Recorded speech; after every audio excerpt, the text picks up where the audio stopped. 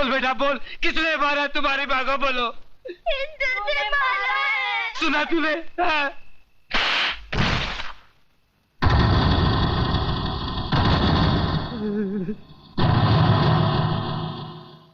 एक बात बता मेरे को, इन मासूमों को हिंदू और मुसलमान के बारे में किसने बताया? तूने? जो अपना नाम नहीं बता सकते उनको अपने मां के कातिल और धर्म के बारे में किसने बताया? तूने? देख इस्माइल, इन मासूमों के दिल में इस बचपन से तू दुश्मनी का बीज बो रहा है। इधर आ, असलियत जानना चाहता है ना? इधर आ। कौन है? कल्याण जी। कल्याण जी भाई हिंदू है ये कौन है? ये कौन है? गंगा भाभी। गंगा भाभी। तुम्हारे बच्चे को कौन पाल रहा है?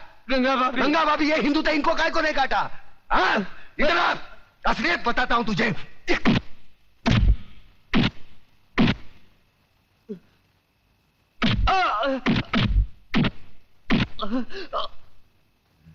ये ले, ये मुसलमान का खून, ये हिंदू का खून।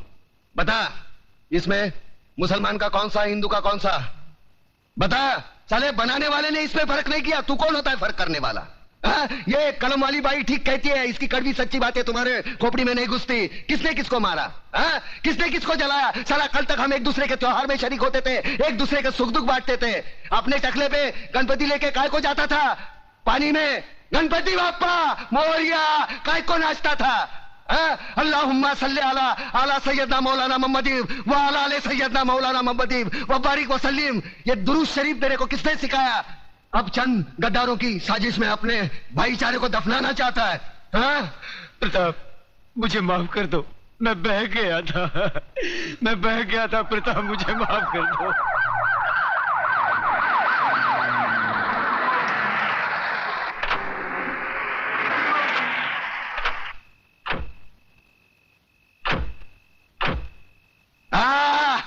वाह, ये आए हमदर्दी जताने, साथ में टीवी वाले, प्रेस वाले, ताकि कल के अखबार में इनकी तस्वीर पहले पन्ने पे छपी हो। दो बूंद खून का दान करेंगे और अखबार में ऐसा हंगामा मचवाएंगे जैसे गरीबों के लिए इन्होंने अपने खून की नदियां बहाई हो। सारे कुर्सी के लिए अपने बहन बेटी को बेचने वाले जल्लाद लोग है ये। कुछ नहीं, सब ठीक है, सब ठीक है। तुम्हारे नापाक कदम आगे मत बढ़ाओ, तोड़कर तुम्हारे गले में पहना देंगे। आज तुमने राम और अल्लाह को मारने की कोशिश की है, लेकिन एक बात ध्यान में रखना, हम भले ही ऊपर वाले को अलग अलग नाम से पुकारते हैं, लेकिन हमारा धर्म एक है, मजहब एक है, इंसानियत। तुम जैसे पाखंडी लोग धर्म के नाम पर हम लोगों में नफरत का जहर नहीं फैला सकते। ऐसा बात करता है? अरे हम लोग गरीब का मदद के वास्ते आया है। देखिए भाइयों और बहनों, हमारे हृदय में आप लोगों के लिए हमदर्दी है, इसलिए हम यहाँ आए हैं। अरे नहीं चाहिए तुम्हारी हमदर्दी। क्या गरीब लोग को हमारे खिलाफ भड़काता है? ये नो चल बे, ये नो चल बे। अरे न चल बे की औलाद। अरे देश में, अरे पब्लिक भोग क्या है? भागो इधर से।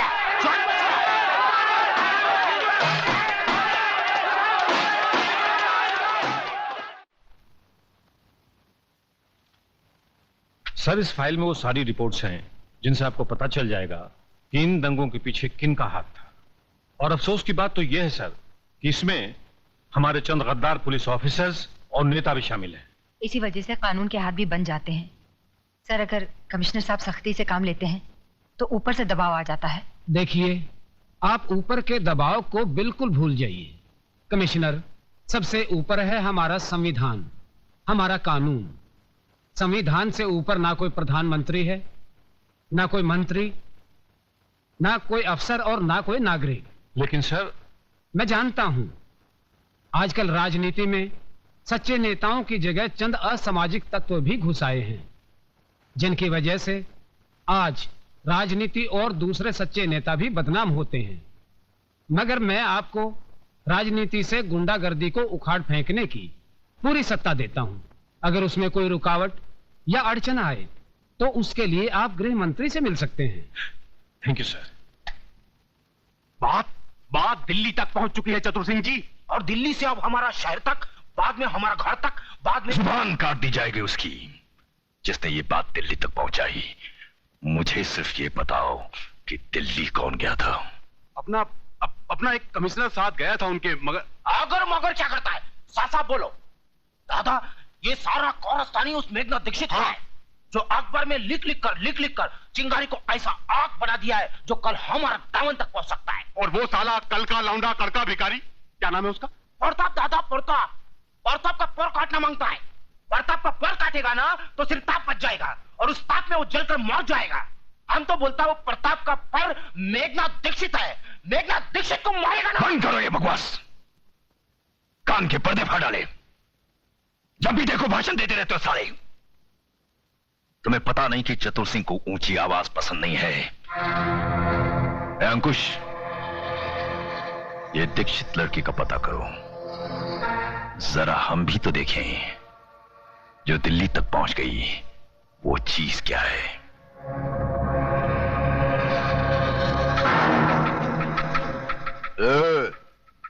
बहुत हो गया तेरा ये नाटक, बंद कर लिखना और सुन मेरी बात।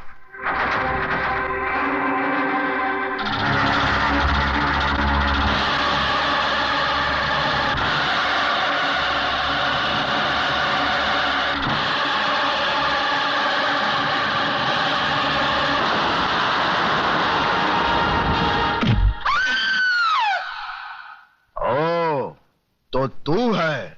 हमने तो सोचा था कि इतना कुछ होने के बाद तो तू शर्म से ही मर जाएगी, लेकिन तू तो रंडी की औलाद, ज्यादा बोलेगा ना तो जबान खींच लूंगा साले।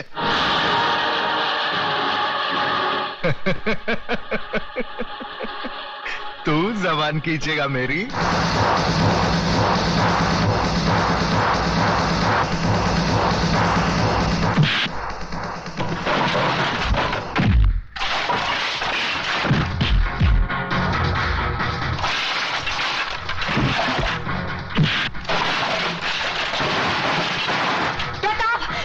छोड़ दो इन्हें, ये बहुत खतरनाक लोग हैं। प्रताप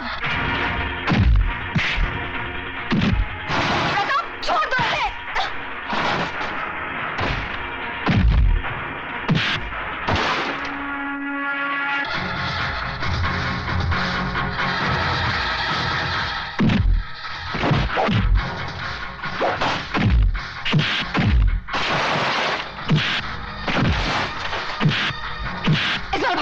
भाई समझाओ इसे। प्रताप छोड़ दे प्रताप।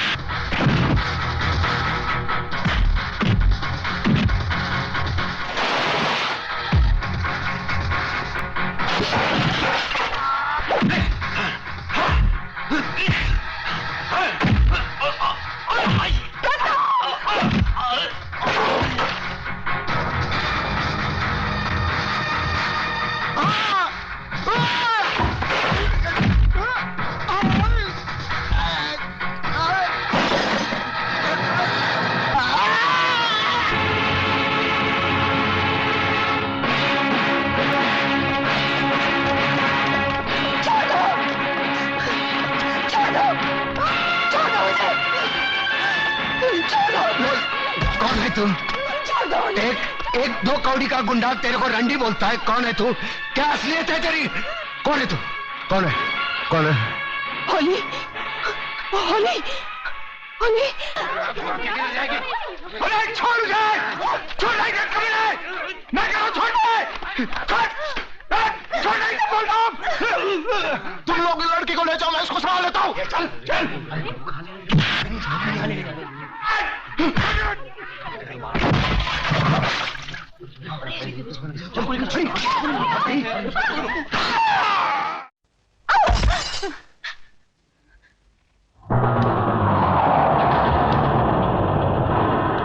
कमीने, खबरदार जो मेरी बेटी को छुआ तो छोड़ दो मेरी बेटी को।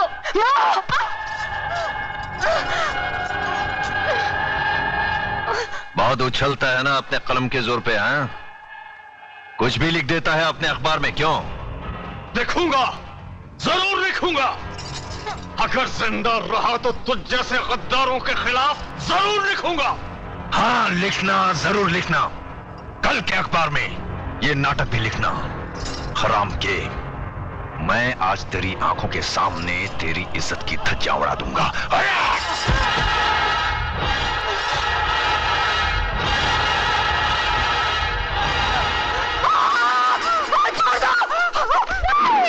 कभी नहीं।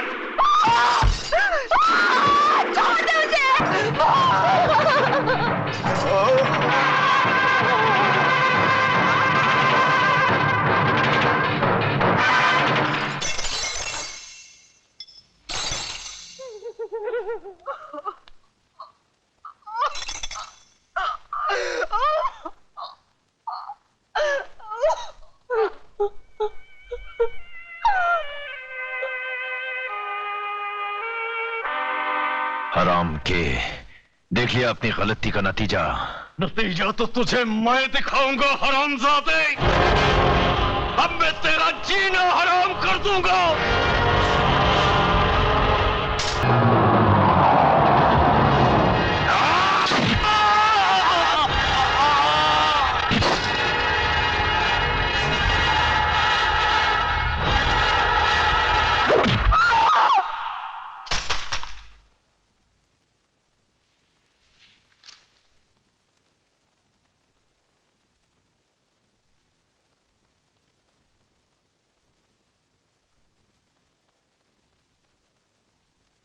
जज साहब, शायद आपको याद होगा, आज से 3 साल पहले ये गोल्ड मेडल आपने एमके गांधी लॉ कॉलेज की first class first student Megha Dikshit को अपने हाथों से पहनाया था।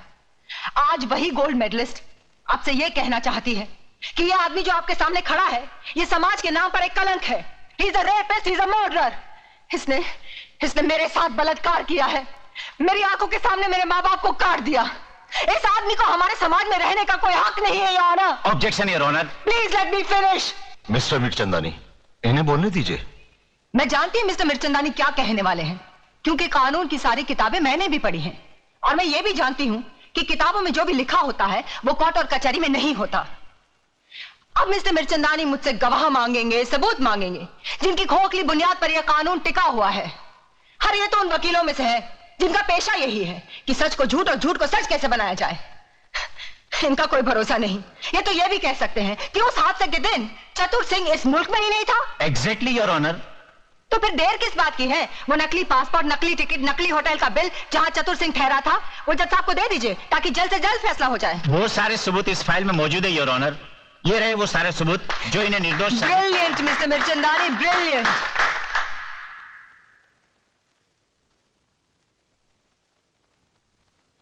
मिस मेघा दीक्षित, आखिर आप कहना क्या चाहती हैं? जज साहब, मैं सिर्फ इतना चाहती हूँ कि आप इन झूठे सबूतों का गला घोटकर एक ऐसा सही फैसला सुनाएं जिससे आने वाले कल में चतुर सिंह जैसे भेड़िए पैदा ना हो, जो फिर से समाज, कानून, औरतों और बच्चों के साथ खेलने की हिम्मत ना करे। योर ऑनर, कानून की शिक्षा में गोल्ड मेडलिस्ट होने के नाते मिस मेघा दीक्षित दलीलें तो बहुत अच्छी कर लेती है, मगर वो शायद ये भूल गई है कि अदालत में दिल छू लेने वाली दलीलें नहीं चलती। देश को बेचने वाले गद्दार, स्मगलर्स, क्रिमिनल्स का केस लड़ते लड़ते पैसों के लिए तुमने अपने आप को कानून के साथ बेच दिया है। तुम जैसे वकीलों का दिल होता है मिस्टर मिर्चंदानी। अरे तुमसे तो वो वेश्याएं अच्छी होती हैं जो बेचती जरूर है मगर अपना जिस्म बेचती हैं, अपने देश को, अपनी आत्मा को, अपने ईमान को नहीं बेचती। तुम जैसे चंद वकील इस कानून और अदालत की तौहीन हो। अरे अगर मेरा बस चले तो मैं तुम सबकी डिग्रियां छीन लूं। Miss Megha, control yourself. Control? अरे क्या कंट्रोल करूं जज साहब, क्या कंट्रोल करूं? अरे एक नारी की इज्जत लुट जाने के बाद भी अगर उसे रो रो कर अपने इंसाफ की भीख मांगनी पड़े तो शर्म आनी चाहिए ऐसे कानून को और उसके रखवालों को। मिस मेघा, यह अदालत की तौहीन है। तुम इंसाफ मांगने आई हो या छीनने? जज साहब, किसने कहा कि इंसाफ मांगने से मिलता है? अरे इंसाफ ना ही मांगने से मिलता और ना ही छीनने से। आज तो इंसाफ बिकता है, सिर्फ बिकता है। इसीलिए चतुर सिंह जैसे वैशी दरिंदे अपना सीना तान कर समाज में घूमते हैं, कानून को रुमाल समझकर अपनी जेब में रखते हैं। Your honour, miss Megha Dikshit बिना मतलब की बातें करके अदालत का वक्त जाया कर रही है, इसलिए मैं अदालत से रिक्वेस्ट करता हूं कि अदालत अपना फैसला सुनाए। अरे ये क्या फैसला सुनाएंगे? क्या फैसला सुनाएंगे? ये फैसला मैं सुनाती हूँ। तमाम गवाहों के बयानात और सबूत की बिना पर अदालत इस फैसले पर पहुंची है कि श्री चतुर सिंह जनता के सेवक बेकसूर है, इसलिए इन्हें बाइज्जत बरी किया जाता है। ये है ना आपका फैसला जज साहब? मेरी बात सही निकली। जज ने उन झूठे गवाह और खोखले सबूतों की बुनियाद पर चतुर सिंह को छोड़ दिया और मैं अदालत के कटहरे में खड़ी अपने देश के अपाहिज कानून को देखती रही।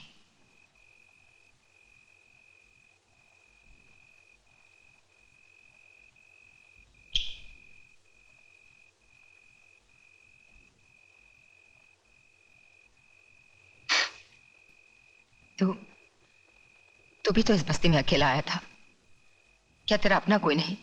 है ना, माँ है, नहीं या नहीं मालूम नहीं। और तू?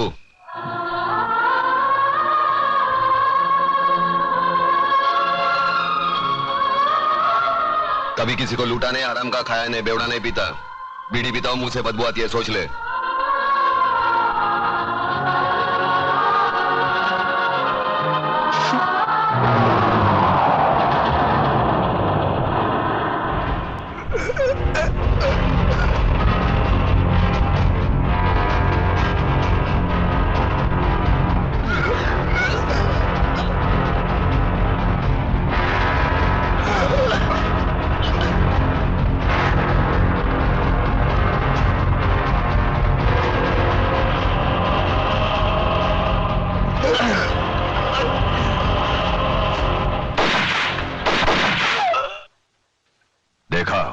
मारे गए ना?